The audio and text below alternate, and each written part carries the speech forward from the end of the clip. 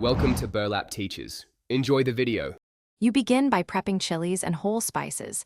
This controls flavor and shelf life. Toast mustard, fenugreek, and cumin until aromatic, about 1–2 minutes, because dry heat releases essential oils. Once done, immediately cool the spices to stop cooking and preserve fragrance. While they cool, break chilies into pieces. This shortens grinding time and prevents overheating the grinder. Make sure to keep vinegar and salt at hand for immediate blending. They stabilize color and act as preservatives. Now you grind.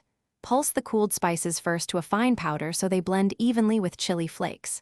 Next, grind chilies in 2 batches to keep the motor cool. A finer grind gives smoother pickle powder.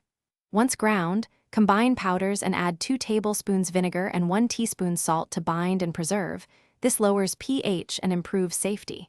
Make sure to taste and adjust salt.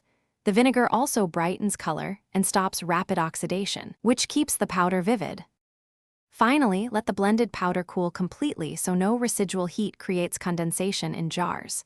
You then pack into sterilized, airtight containers and label with date. Room storage out of light preserves quality. Make sure to use a dry spoon each time to avoid moisture. Moisture invites spoilage. If you ever see mold or off odors, discard immediately. Don't attempt to salvage it. To troubleshoot humidity issues, dry the powder in a low oven, 60 degrees 70 degrees C. Thanks for watching. Consider subscribing if this video helped you.